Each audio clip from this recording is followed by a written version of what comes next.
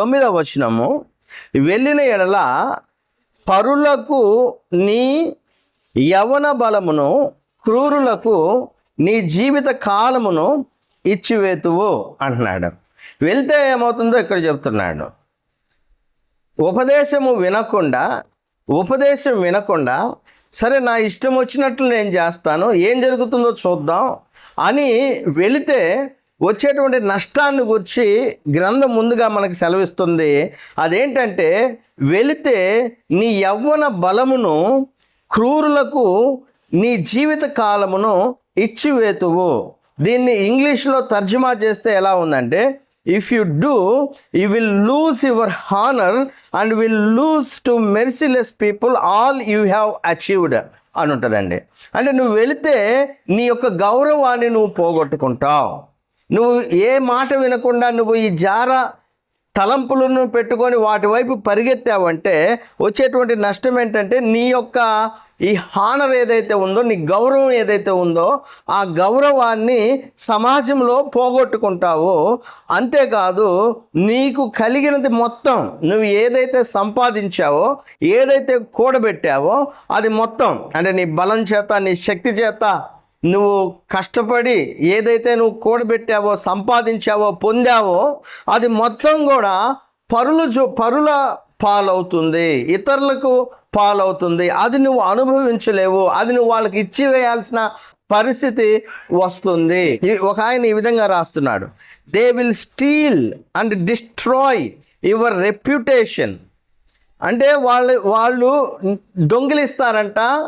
వాళ్ళు ఏం దొంగిలిస్తారు మీ దగ్గర నుంచి?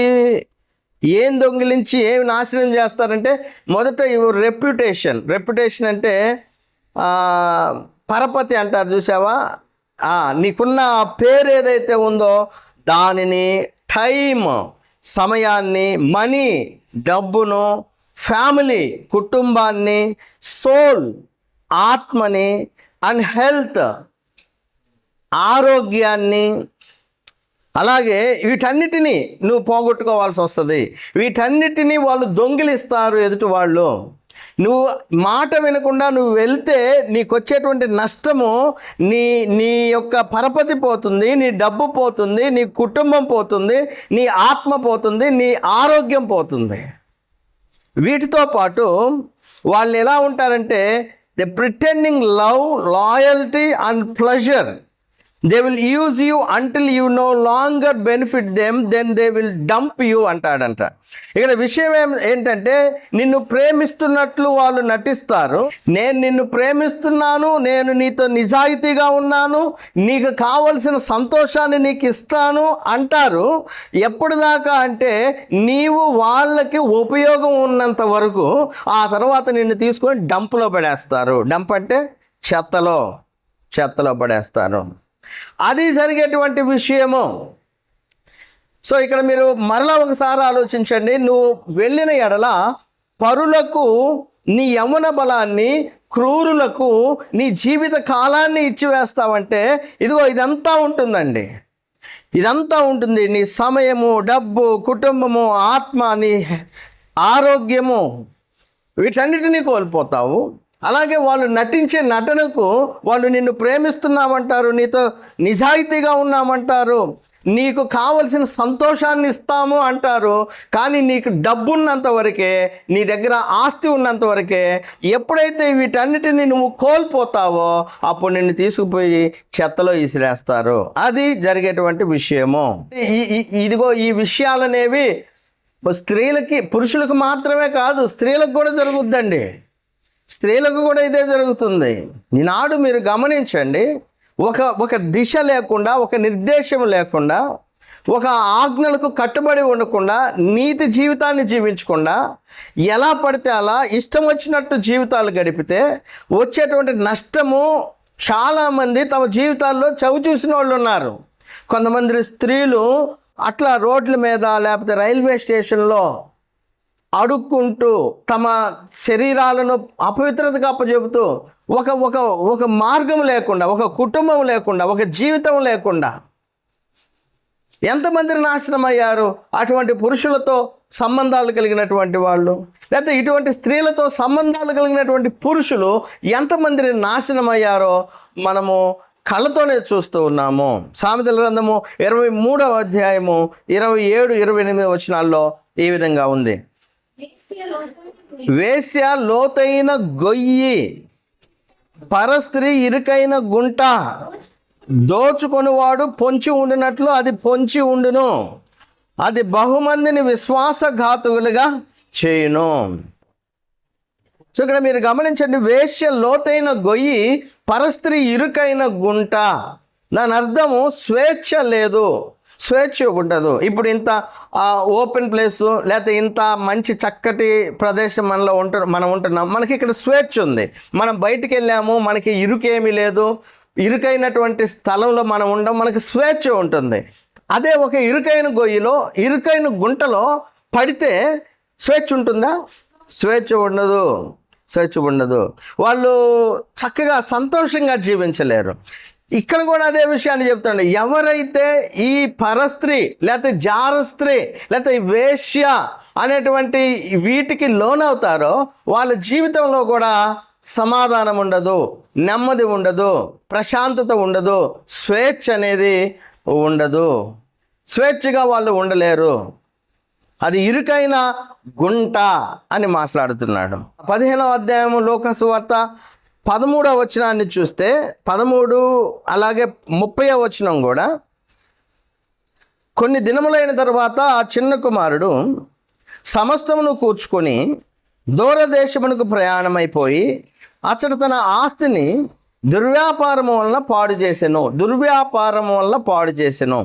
చిన్న కుమారుడు తన ఆస్తిని పాడు చేశాడంట దుర్వ్యాపారము వల్ల. ఏంటి ఆ దుర్వ్యాపారము?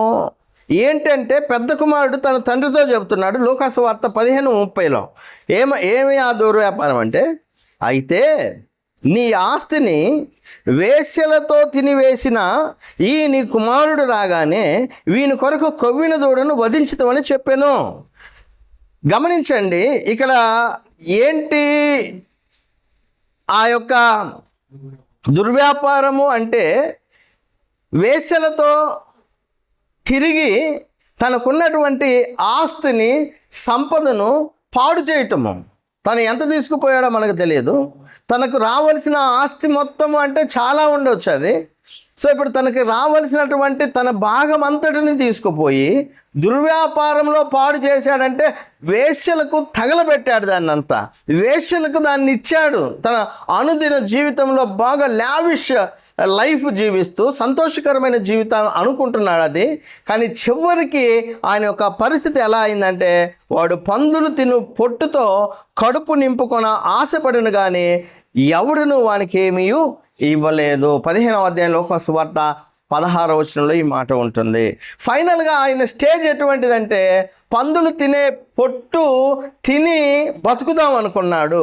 చివరికి అది కూడా అతనికి ఏమీ ఇవ్వలేదు, ఇచ్చే పరిస్థితి కాదు అన్నట్లుగా ఉంది. అంత దారుణమైనటువంటి స్థితికి పోతారు, అంత దారుణమైన స్థితికి పోతారు. జీవితంలో ఒక కుటుంబము, ఒక విధానము, దేవుని యొక్క నియమము పాటించకుండా, పద్ధతులు లేకుండా ఇష్టానుసారంగా తిరిగి జారులతో, వేశ్యలతో సాంగత్యం చేసేటువంటి వారు పరిస్థితి ఇదే.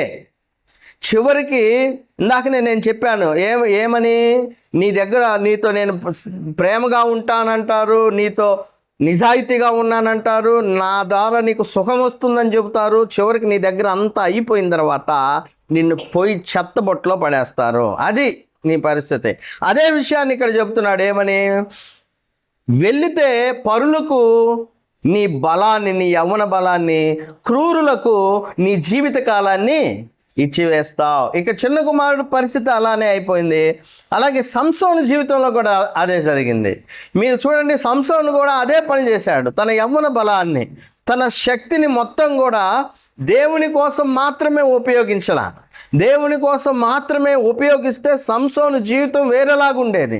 ఎన్ని సంవత్సరాలు బతికేవాడో మనకి తెలియదు, కానీ చాలా సంవత్సరాలు బతికేవాడు.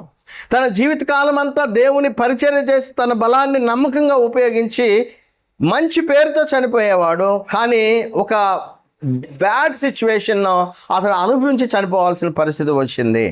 న్యాయాధిపతుల గ్రంథం 16వ అధ్యాయము 21వ వచనంలో ఈ విధంగా మాట్లాడుతున్నాడు. 16వ అధ్యాయము 21వ వచనము, అప్పుడు ఫిలిష్తీయులు అతనిని పట్టుకొని అతని కన్నులను ఊడదీసి గాజాకు అతన్ని తీసుకుని వచ్చి ఇత్తడి సంఖ్యల చేత అతన్ని బంధించిరి. చూడండి, తన యవ్వన కాలపు బలాన్ని పరులకు ఇవ్వాల్సి వచ్చింది. క్రూరులకు తన జీవిత కాలాన్ని ఇచ్చివేయాల్సినటువంటి పరిస్థితి వచ్చింది. చివరికి ఆయన పరిస్థితి ఎలా ఉందంటే అతడు బందీ గృహములో తిరగలి విసురువాడాయను అని మాట్లాడుతుంది. చివరికి అతని పరిస్థితి ఏంది?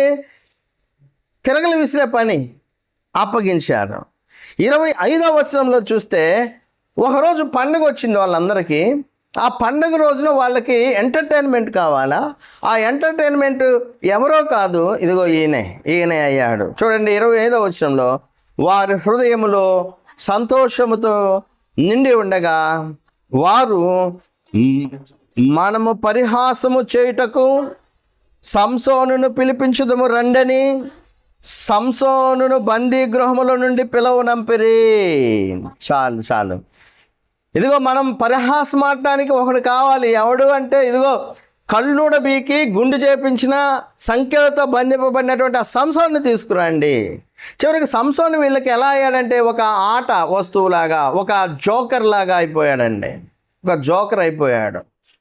నిజమే, మనకున్న పేరు, రెప్యుటేషన్, మనకున్నటువంటి గౌరవము, మర్యాదలు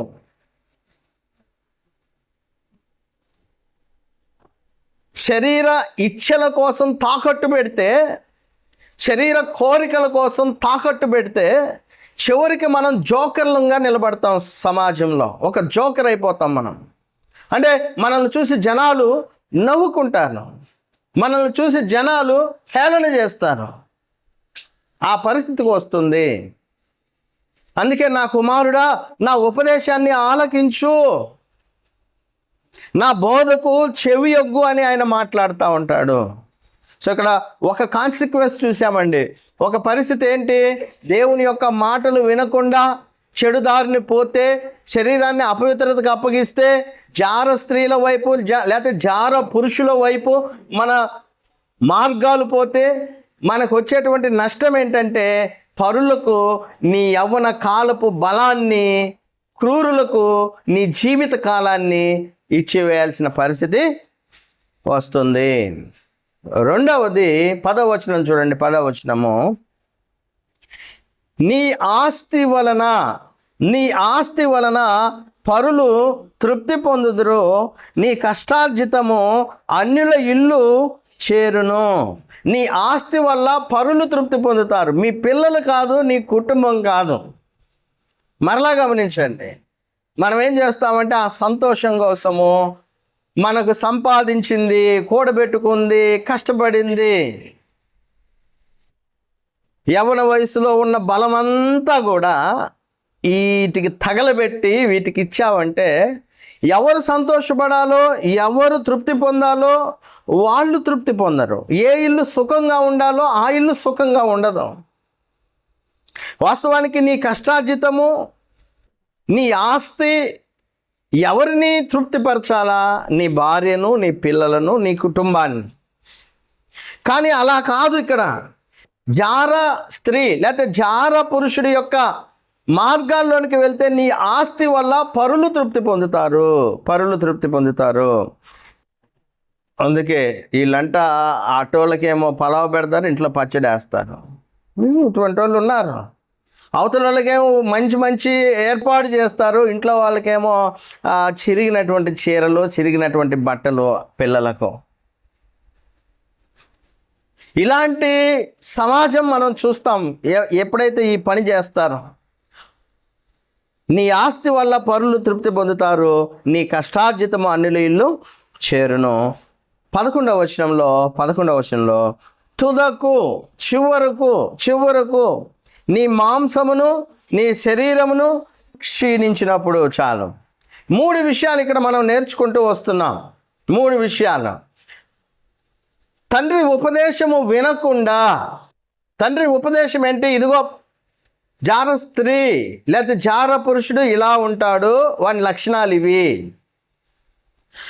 అయితే నువ్వేం చేస్తావంటే వారి యొక్క వాకిట దగ్గరకు కూడా వెళ్ళొద్దు, అసలు ఆ మార్గంలోనికి వెళ్ళొద్దు, ఆ మార్గంలో నుండి నీ దారిని వేరుగా చేసుకో, నీ మార్గం తప్పించుకొని పో, తప్పించుకొని తిరిగిపో. అలా తిరగకుండా నా ఇష్టము, నేనేమో ఎవరి మాట వినను, ఎవరు ఉపదేశం వినను, ఇవన్నీ నేను చాలా విన్నానులే అని నీ ఇష్టం వచ్చినట్టు ఆలోచించి నువ్వు ఆ మార్గంలోనికి వెళ్తే నువ్వు ఎదుర్కొనేటువంటి సమస్యలు నిజంగా జీవితంలో ఎదురవుతాయి.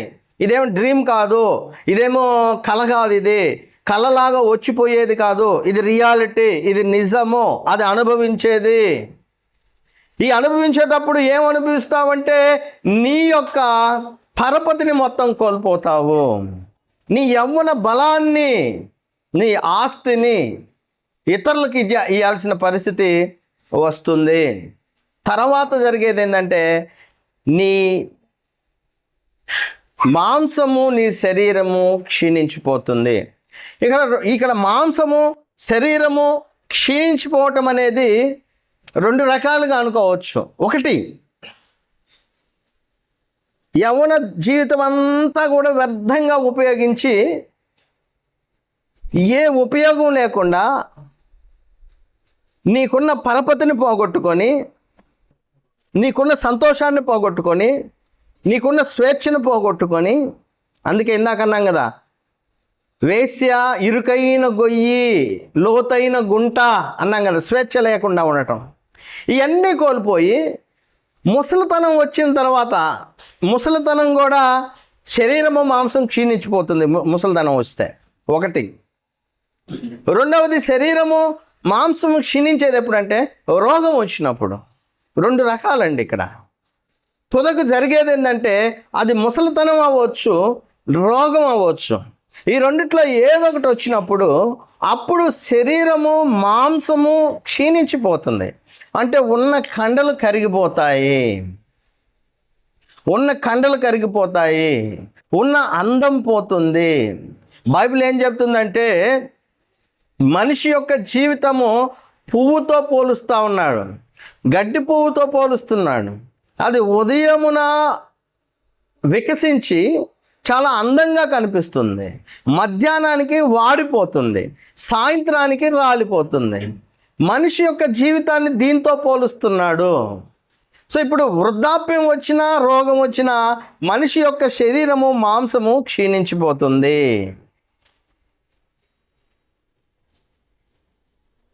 అప్పుడు ఎంత మొత్తుకున్నా ప్రయోజనం లేదు. మనం అంటాం కదా,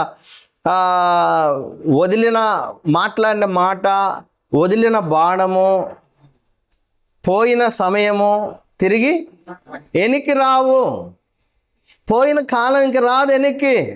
అందుకే చాలామంది జ్ఞానం కలిగిన వాళ్ళు ఏమంటారంటే ప్రతి నిమిషము, ప్రతిరోజు చాలా జాగ్రత్తగా మన జీవితాల్లో ఉపయోగించుకోవాలి, వ్యర్థం చేసుకోకూడదు, వ్యర్థమైన వాటికి సమయాన్ని వెచ్చించకూడదు, సమయాన్ని పోతే తిరిగి రాదు, ఒక్క మినిట్ కూడా ముందుకు రాదు. మళ్ళీ చెప్తున్నాను, ఒక్క నిమిషం కూడా ముందుకు రాదు ఒకసారి పోయిందంటే. కాబట్టి దేవుడు ఇచ్చినటువంటి సమయాన్ని వృధా చేసుకోకూడదు, వేస్ట్గా ఖర్చు చేయకూడదు, వ్యర్థమైనటువంటి వాటికి ఉపయోగించకూడదు. ఇక్కడ ఈ వ్యక్తులు ఎవరైతే జార స్త్రీ వైపు వెళ్తారో, ఎవరైతే వేశ్యల వైపు వెళ్తారో వాళ్ళు నిజంగా వాళ్ళ సమయాన్ని పూర్తిగా వృధా చేస్తున్నారు, పూర్తిగా వ్యర్థం చేస్తున్నారు. చివరికి అంతా అయిపోయిన తర్వాత ఇక మొత్తుకొని ఏమి ప్రయోజనము లేదు. అంతా అయిపోయిన తర్వాత తుదకు మాంసము, శరీరము క్షీణించిపోయిన తర్వాత అప్పుడు అంటారంట, అయ్యో ఉపదేశము నేను ఎట్లు త్రోసివేసితిని, అయ్యో నేను ఎట్లు ఉపదేశమును త్రోసివేశాను, నా హృదయము గద్దింపు ఎట్లు తృణీకరించెను. నా హృదయము గద్దింపును తృణీకరించిందంట. అంటే గద్దిస్తే ఈ హృదయం ఎలా పెట్టుకున్నారంటే కొంతమంది కఠినంగా పెట్టుకుంటారండి. గద్దింపులు వాళ్ళకి ఇష్టం ఉండదు, ఎందుకంటే మార్చుకోవటం వాళ్ళకి ఇష్టం ఉండదు, పాపం నుంచి బయటకు రావటం వాళ్ళకి ఇష్టం ఉండదు. కాబట్టి వయసు ఉన్నప్పుడు, ఆరోగ్యం ఉన్నప్పుడు, అన్నీ ఉన్నప్పుడు, శరీరాన్ని ఇష్టం వచ్చినట్లు వాడుతున్నప్పుడు ఈ హృదయం ఎలా ఉంటుందంటే కఠినం చేసుకుంటారు. గద్దింపును ఏం చేస్తారంటే తృణీకరిస్తారు. అసలు ఇవన్నీ ఎందుకు ముందు చెబుతున్నాడంటే, రే పిచ్చోళ్ళారా, అటువంటి పరిస్థితి మీ జీవితాల్లో వస్తుంది, కాబట్టి ముందుగానే మేలుకోండి. ఇవన్నీ ఎందుకు చెబుతున్నాడు ముందుగా అంటే, మీరు మేలుకోవటానికి, మనం మేలుకోవటానికి, మనకు ఆలోచన రావటానికి, మనకు బుద్ధి కలగటానికి. మన హృదయం కూడా ఒక్కోసారి ఖండింపులను, గద్దింపులను ఏం చేస్తుంది? తృణీకరిస్తుంది, నెట్టివేస్తాము. అంత పరిస్థితి రానివ్వద్దు. ఎందుకంటే మీకంటే ముందుగా కొంతమంది ఇదిగో ఈ పరిస్థితిలోకి వెళ్ళారు. శరీరము, మాంసము క్షీణించిపోయిన తర్వాత అప్పుడు వాళ్ళు అంటున్నారు, అయ్యో ఉపదేశము నేను ఎట్లు త్రోసివేశాను, నా హృదయము గద్దింపునెట్లు తృణీకరించను, నా బోధకుల మాట నేను వినకపోతిని, నా ఉపదేశకులకు నేను చెవియొగ్గలేదు. కాబట్టి ఉపదేశాన్ని, గద్దింపును, బోధను లక్ష్య పెట్టాలి, చెవియొగ్గాలి, హృదయాన్ని ఇవ్వాలి. అలా ఇవ్వకపోతే నష్టాన్ని ఎవరో చూడరు, నువ్వే చూస్తావు. ఎవరికో అనుభవం కాదు, నీకే అనుభవం వస్తుంది. ఎవరో బాధపడరు, నువ్వే బాధపడతావు. అప్పుడు వాళ్ళు ఏమంటారంటే, చూడండి ఆ తర్వాత వచనానికి మనకు చెప్పే ముందు, ఈ గద్దింపును తృణీకరించే వాళ్ళు ఎవరంటే ఫూల్స్ అంట బైబిల్ చెప్తుంది. సామెతల గ్రంథం 9వ అధ్యాయం ఒకసారి చూడండి. 9వ అధ్యాయము 8వ వచనం ఒకసారి చూడండి. 8వ వచనం, అపహాసకుణ్ణి గద్దింపకము, గద్దించిన ఎడల వాడు నిన్ను ద్వేషించును.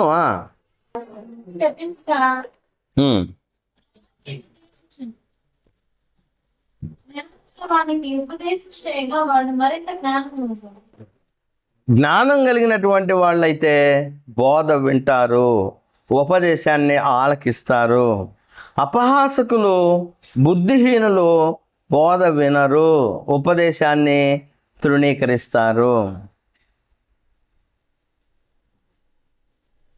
ఒక ఆయన ఈ విధంగా అంటాడు, when Dzire is fully activated, people don't want advice, they want satisfaction. అంటే అర్థమైందా? When Dzire is fully activated అంటే నీ మనసులో కోరిక బాగా ఉన్నప్పుడు, యాక్టివేట్ అయిపోయినప్పుడు, కోరిక ఏదైతే ఉందో, నువ్వు ఏది ఆశిస్తున్నావో, ఏది కావాలనుకుంటున్నావో అది దానితో నీ హృదయం నింపబడినప్పుడు, people don't want advice, they want satisfaction.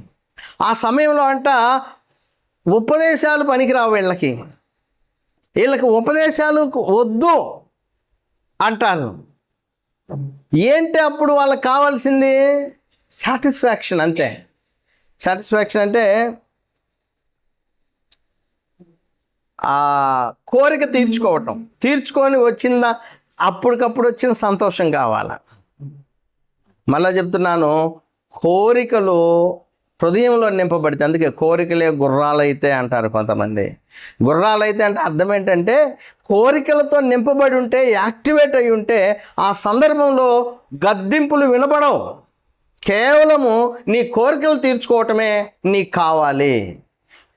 ఇది ఎందుకు చెప్తున్నామంటే, ఈ పరిస్థితి ముందుగానే వస్తుంది. అందుకే శోధన రాకముందే దాని గురించి ముందుగానే మనకు తెలిసి ఉంటే, దాని గురించి ముందుగానే ఒక నిర్ణయానికి వచ్చి ఉంటే, అప్పుడు మళ్ళీ చెప్తున్నాను, శోధన రాకముందే దాని గురించి ముందుగానే మనకు తెలిసి ఉంటే, దాని గురించి ముందుగానే మనం ఒక నిర్ణయానికి వచ్చి ఉంటే, అప్పుడు resistance is easier if the decision has already been made. చూడండి, మనం నిర్ణయాన్ని ముందుగానే తీసుకొని ఉంటే ఆ శోధనని ఎదుర్కోవటం అనేది చాలా ఈజీగా ఉంటుంది, లేకపోతే కష్టం. మీకు అర్థమైందా? ఏదైతే మనకు శోధనగా పరిగణింపబడుతుందో అది మనకు తెలుసు. ఏది మనల్ని నష్టానికి లాగుతుందో మనకు తెలుసు. ఏది మనల్ని చెడు వైపుకు లాగుతుందో అది మనకు తెలిసినప్పుడు దాని గురించి మనం ముందుగానే ఒక ఊహకు వచ్చి, ఒక ఆలోచనకు వచ్చి, ఇది మంచిదా చెడా, దీని వైపుకు పోతే వచ్చేటువంటి నష్టం ఏంటి అని ముందుగానే మనం తెలుసుకొని ఆ నష్టాన్ని మనసులో పెట్టుకొని ముందుగానే ఒక నిర్ణయానికి వస్తే, నేను వెళ్ళకూడదు, నేను చెయ్యకూడదు, దీనివైపు నేను పోకూడదు అని ముందుగానే ఒక నిర్ణయానికి మనం వస్తే అప్పుడు మనము అది మన దగ్గరకు వచ్చినా దాన్ని మనము ఏం చేస్తాం? ఎదుర్కోవటానికి అప్పుడు మనము రెడీగా ఉంటాము. ఆ బలం మనకు ఉంటుంది. లేదు, వాటిని ముందుగానే మనసులో పెట్టుకొని, ముందుగానే హృదయంలో పెట్టుకొని, ముందుగానే దాంతో నింపబడి యాక్టివేట్ అయి ఉన్నావు అనుకో, అప్పుడు శోధన వచ్చిందానికి నీకు గద్దింపేమి నీకు వినపడదు, నువ్వు సాటిస్ఫాక్షన్ వైపే పరిగెడతావు. అందుకే ఈ బోధలు, ఈ బుద్ధి చెప్పటాలు, ఈ వాక్యాలు, ఈ మాటలు ఊరక కాదు. దేవుని యొక్క వాక్యం ద్వారా ముందుగానే బోధ, బుద్ధి ఇవన్నీ ఎందుకు చెప్తున్నామంటే రెడీ చేయడానికి, మిమ్మల్ని పరిశుద్ధంగా ఉండటానికి, నీతి మార్గాల్లో నడవటానికి. అందుకే don't wait to see what happens అంటాడు. అంటే ఏం జరుగుతుందో చూద్దామని ఎదురు చూడబాకండి, ఏం జరుగుద్దో చూద్దాం, అంతే కదా. శోధన ఏం చేస్తుంది? ఏం జరిగిద్దో చూద్దాం, ఏం జరిగిద్దో చూద్దాం, ఏం జరిగిద్దో చూద్దాం. జరిగిన తర్వాత చేసేదేమిలే. అదే ఇక్కడ ముందుగానే జాగ్రత్త పడాలి. చూడండి, prepare for temptation by deciding now how you will act when you face it. అంటే నువ్వు దాన్ని ఎదుర్కొనే ముందే దాన్ని ఎలా ఎదుర్కోవాలో దానికి ముందుగానే సిద్ధపడి ఉండు. నేను ఒక ఉదాహరణ చెబుతా. కిక్ బాక్సింగ్ ఉంటుంది, కిక్ బాక్సింగ్, కరాటే. వీళ్ళు ఏం చేస్తారు? ముందుగానే సిద్ధపడి ఉంటారు. ముందుగానే పంచ్ రానియకుండా చూస్తారు. పంచ్ వస్తే ఎలా ఎదుర్కోవాలో రెడీగా ఉంటారు. They have already prepared in their mind. అంటే వారి మనసులో ముందుగానే సిద్ధం అయి ఉంటారు. ఎదుటి దాన్ని రానియకుండా ఎలా రెసిస్ట్ చేయాలి, ఎలా అడ్డుకోవాలి అనేది ముందుగానే వాళ్ళు ప్రిపేర్ అయి ఉన్నప్పుడు వాళ్ళు అడ్డుకుంటారు. అలా కాకుండా అసలు దేని గురించి ఆలోచించకుండా, సిద్ధపాటు లేకుండా, ప్రిపరేషన్ లేకుండా రింగ్లోకి పోయారనుకో, ఏమైంది? పంచి పడుద్ది, అంతే, పడిపోతాం. ఇది కూడా అంతే, ఇది కూడా అదే పరిస్థితి. ఏంటి, శోధనలు వస్తాయో చూద్దాం ఎలా ఉంటుందో అని దానికోసం చూడకూడదు. అది రాకముందే మనల్ని మనము సిద్ధపాటు చేసుకోవాలి. దాన్ని ఎలా ఎదిరించాలో ముందుగానే మనం ప్రిపేర్ అయి ఉండాలి. అప్పుడు అది మన దగ్గరకు వచ్చిన దాన్ని మనము ఎదిరిస్తాము. లేదు, ఇవన్నీ చేయకుండా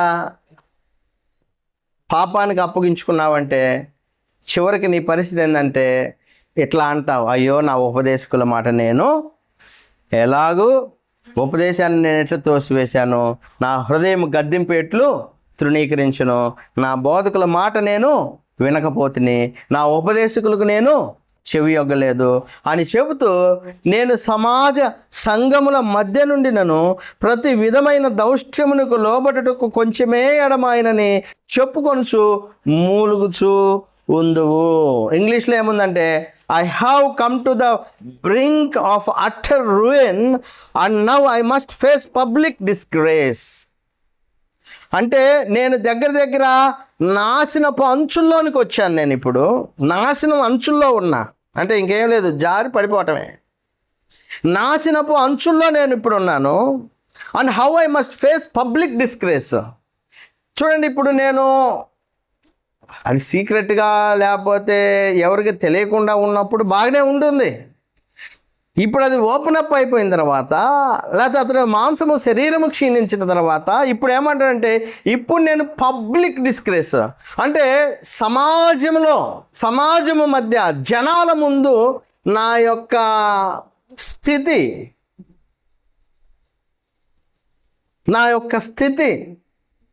మధ్య ఒక ఆయన ఇదంతా పాపం ఇంత వాసుంది అంటే ఇదంతా ఈ కన్నంతా మూసిపోయి ఇట్లా ఒక ఆయన మీరు చూస్తూ ఉంటారు అప్పుడప్పుడు. ఇది పబ్లిక్గా తెలిసేది. We can see them clearly అండి. ఒక రోజున పరిస్థితి అంత పబ్లిక్ అయిపోతుంది. పబ్లిక్గా మనం డిస్గ్రేస్ అవుతాము, అవమాన పాలవుతాము. ఇంత నష్టం ఉంది. అంత పబ్లిక్లోకి వచ్చి మనం అంత నష్టపోయేంత పరిస్థితి ఏంటి? అందుకే నా కుమారుడా, నా ఉపదేశాన్ని ఆలకించు, నా బోధకు చెవి యొగ్గు అని తండ్రి చెప్తాడు. ఇంత నష్టం ఉంటుంది కాబట్టి ఆ కింద వచనాలు ఏమంటాడంటే, దీనికి పరిష్కారము కుటుంబ వ్యవస్థ. దీనికి అంతటికి పరిష్కారం ఏంటంటే కుటుంబ వ్యవస్థ, వివాహము, సొంత భర్త, సొంత భార్య, వీటన్నిటికీ పరిష్కారం అదే. ఆ కింద వచనాలు చూస్తే మనకు అర్థమవుతుంది. నీ సొంత కుండలో నీళ్లు పానము చేయము, నీ సొంత బావిలో ఉబుకు జలము త్రాగుము అంటాడు. దీనికి పరిష్కారం చెప్తున్నాడండి. ఇదిగో ఇంత ఈ జారు స్త్రీ లేకపోతే వేసి దగ్గరకు పోయి ఇంత నీచమైన పనులు చేసి ఇంత నష్టాన్ని తెచ్చుకొని నీ ఆస్తిని, నీ పరపతిని, నీ పేరును పోగొట్టుకొని చివరికి నీ రోగం తెచ్చుకొని నీ దేహము అనారోగ్య పాలయ్యి నువ్వు అందరి ముందు సమాజంలో ఒక ఇదిగో ఇటువంటి లేకపోతే ఏమి ఇటువంటిది అని నిలబడక ముందే చేయాల్సిన పని ఏంటంటే, నీ సొంత కుండలో నీళ్లు పానము చేయి, నీ సొంత బావిలో ఉబుకు జలము త్రాగుము అని మాట్లాడుతుంది. వాస్తవానికి ఇది అలంకార భాష. ఇది అంటే ఒక కష్టమైనటువంటి విషయాన్ని ఈజీగా చెప్పడానికి ఉపయోగించేటువంటి అలంకారిక భాష ఇది.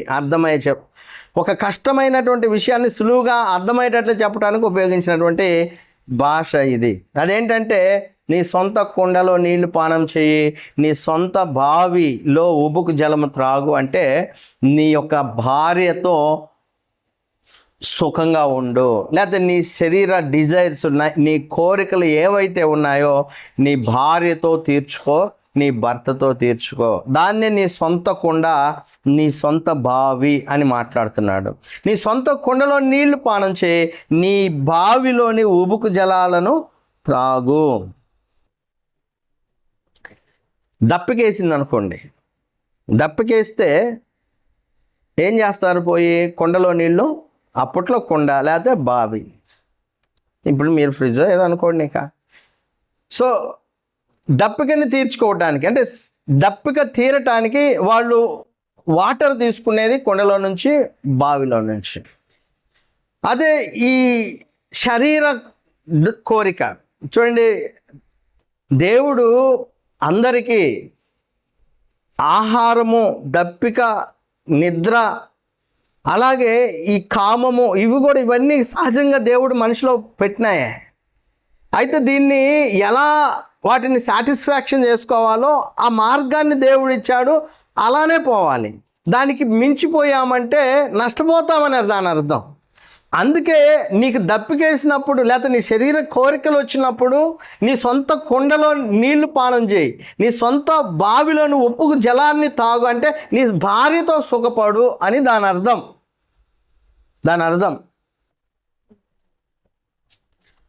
అందుకేనండి ఒక ఆయన ఏంటంటే, మ్యారేజ్ ప్రివెంట్స్ అన్క్లీన్నెస్ అంటాడు. వివాహం అనేది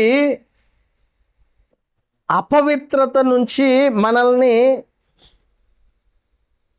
జాగ్రత్త చేస్తుంది.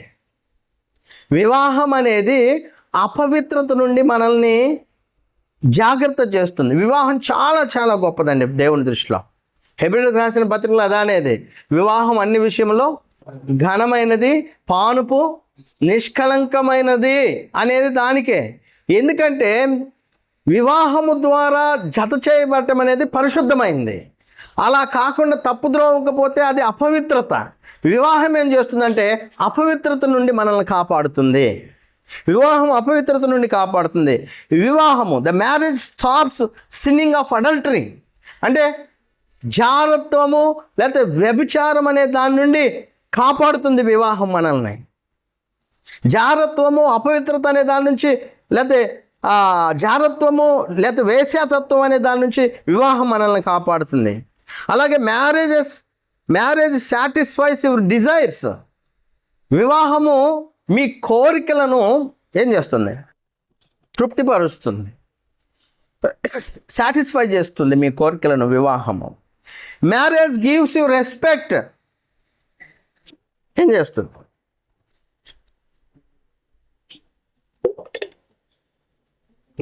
రెస్పెక్ట్ అంటే ఏంటి? గౌరవం. వివాహము మీ గౌరవాన్ని కాపాడుతుంది. సమాజంలో మనకు ఒక గౌరవాన్ని తెస్తుంది. భార్యాభర్తలు కలిసిపోండి, ఎంత అందంగా ఉంటుందో.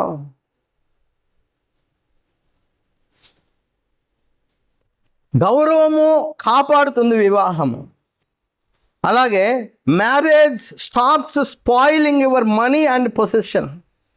వివాహం ఏం చేస్తుందంటే నీ డబ్బును, నీ ఆస్తి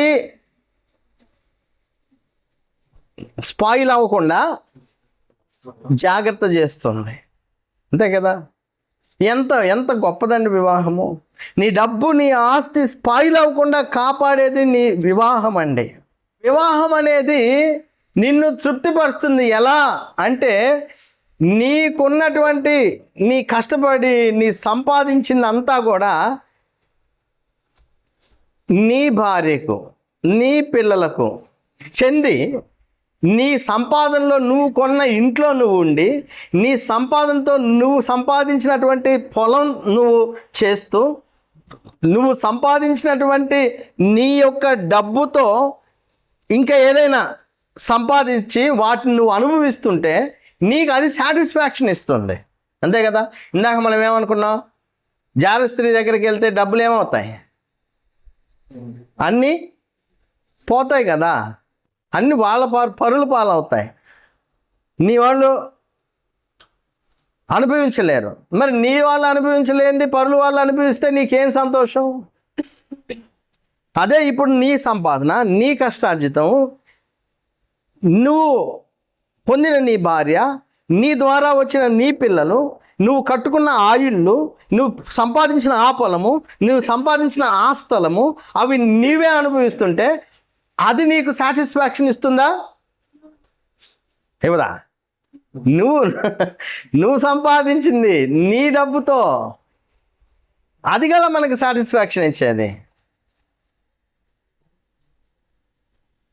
ఇంకొక ఆయన ఏమంటాడంటే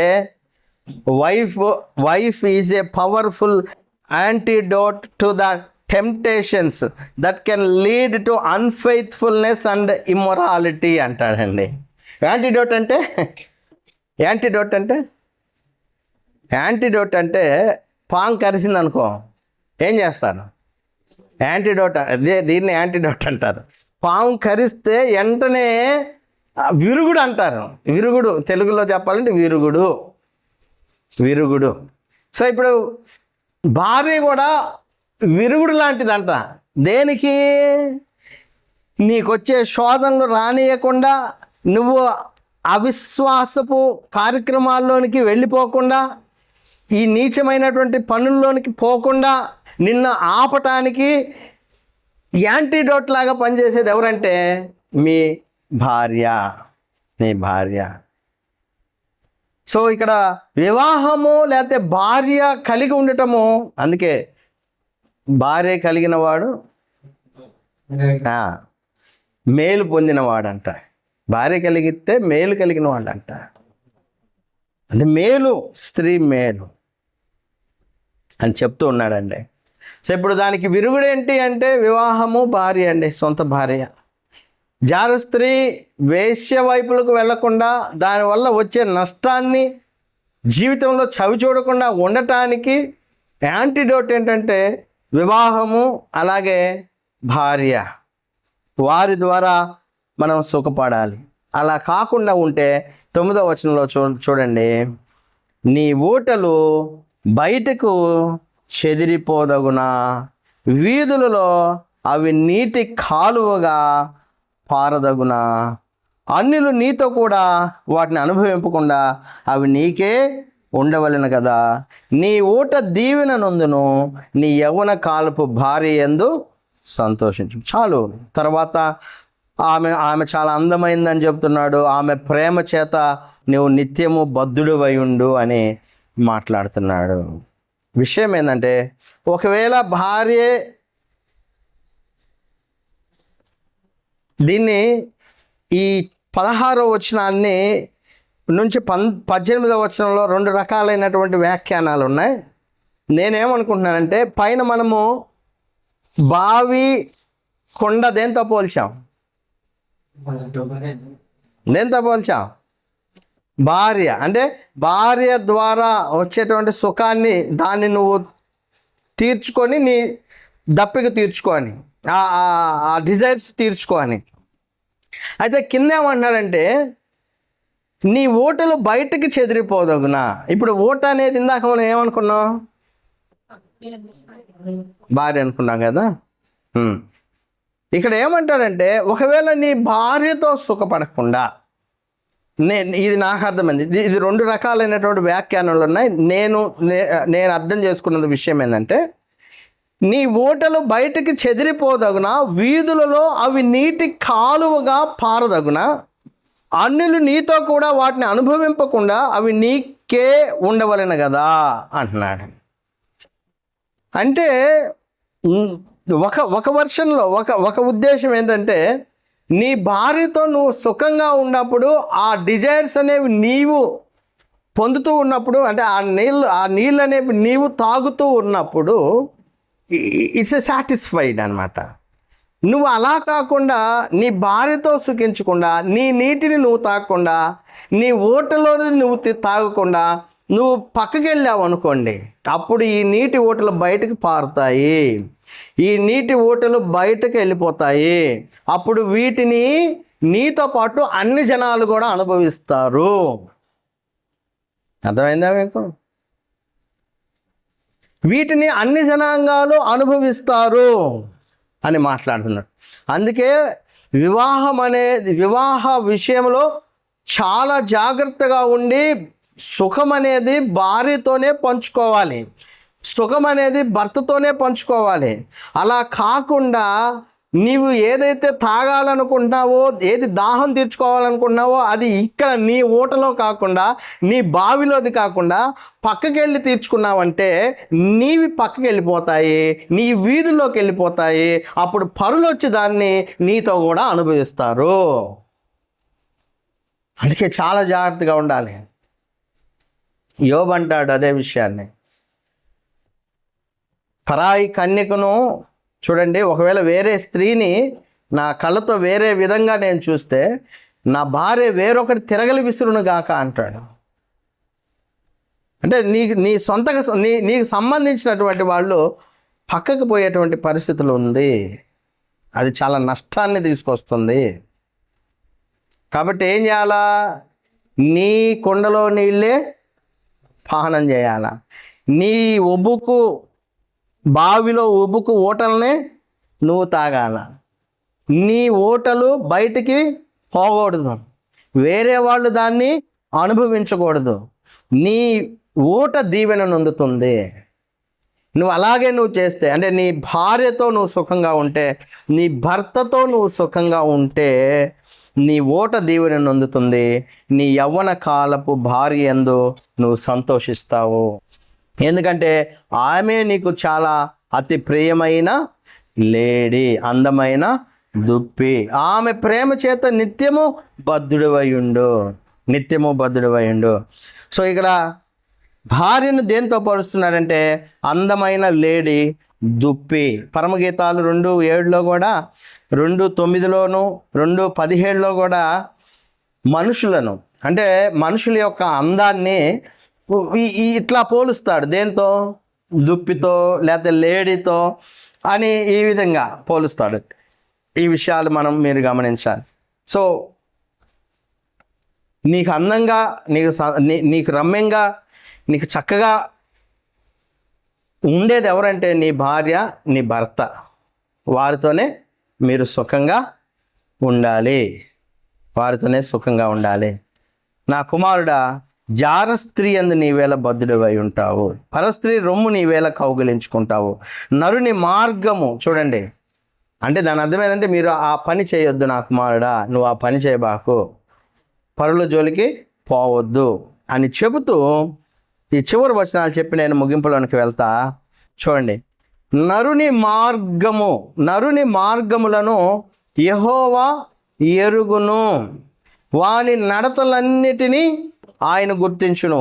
దుష్టుని దోషములు వానిని చిక్కుల పెట్టును, వాడు తన పాప పాశము వలన బంధింపబడును. శిక్ష లేకయే అట్టివాడు నాశనమగును, అతి మూర్ఖుడైవాడు త్రోవ తప్పి పోవును. కాబట్టి నా కుమారుడా, జార స్త్రీ వైపు నువ్వు పోవద్దు, దానికి బద్ధుడు అయి ఉండబాక. ఎందుకంటే నరుని యొక్క మార్గము ఎవరికి తెలుసు? నరుని యొక్క మార్గము యెహోవాకి తెలుసు, వాని నడతలన్నీ ఆయన గుర్తిస్తాడు. చివరికి ఆ పాప పాశముల్లో నువ్వు బంధింపబడతావు. అతి మూర్ఖంగా ఉంటే నువ్వు శిక్ష నుంచి తప్పించుకోలేవు. కాబట్టి ఇదంతా వాస్తవమే, దీనిలో అబద్ధాలు లేవు, అసత్యాలు లేవు, ఇదంతా నిజమే. ఇంత చెప్పినా కానీ తప్పుడు మార్గాల్లోనికి నేను పోతానని నువ్వు వెళ్తే నువ్వు దేవుని శిక్ష నుండి తప్పించుకోలేవు. ఎందుకంటే దేవుడికి నీ మార్గాలన్నీ తెలుసు. మనుషులకు తెలియకపోవచ్చు, మనుషులు చూడకపోవచ్చు, నువ్వు ఎట్ట చేస్తున్నావు, ఏం చేస్తున్నావు, ఏమి మనుషులు చూడకపోవచ్చు, కానీ దేవుడు మాత్రం చూస్తూ ఉన్నాడు మిమ్మల్ని. ఖచ్చితంగా శిక్ష ఉంటుంది. హెబ్రీయులకు రాసిన పత్రిక 13వ అధ్యాయము 4వ వచనము, 13వ అధ్యాయము 4వ వచనం, వివాహం అన్ని విషయాల్లో ఘనమైనది గాను పానుపు నిష్కల్మషమైనది గాను ఉండవలెను. వేశ్యాసంగులకు వ్యభిచారులకు దేవుడు తీర్పు తీరుస్తాడు. తెస్సలోనికీయులకు రాసిన మొదటి పత్రిక 4వ అధ్యాయము 3-6 వచనాలు, మీరు పరిశుద్ధులగుటయే అనగా మీరు జారత్వమునకు దూరంగా ఉండుటయే దేవుని చిత్తము. దేవుని చిత్తం ఏంటి? మీరు పరిశుద్ధులుగా ఉండాలి, జారత్వానికి దూరంగా పారిపోవాలి. అలాగే మీలో ప్రతివాడు దేవుని ఎరుగని అన్యజనుల వలె కామాభిలాష యందు కాక, దేవుని ఎరగని అన్యజనులు కామాభిలాష కలిగి ఉంటారు. కానీ మీరేం చేయాలి? పరిశుద్ధత యందు, ఘనత యందు తన ఘటమును, అంటే శరీరాన్ని ఎట్లు కాపాడుకొనవలనో అది ఎరిగి ఉండుటయే దేవుని చిత్తము. ఈ విషయం ఎవడును అతిక్రమించి తన సహోదరునికి మోసము చేయకుండవలెను. ఎందుకనగా మేము పూర్వము మీతో చెప్పి సాక్ష్యం ఇచ్చిన ప్రకారము ప్రభువు వీటన్నిటి విషయమై ఏం చేస్తాడు? ప్రతిదండన చేయువాడు. దేవుడు ఏం చేస్తాడు అంటే వీటి విషయంలో ప్రతిదండన చేస్తాడు. దేవుని నుంచి తప్పించుకోలేరు. ఇంక ఎన్నన్నా చెప్పు, చివరికి తెలుసుకునే విషయం ఏంటంటే ఇటువంటి కార్యాలు చేసేవాళ్ళు మనుషుల నుంచి తప్పించుకోవచ్చేమో కానీ దేవుడి నుండి మాత్రము తప్పించుకోలేరు, శిక్ష అనుభవిస్తారు. కాబట్టి చాలా జాగ్రత్త.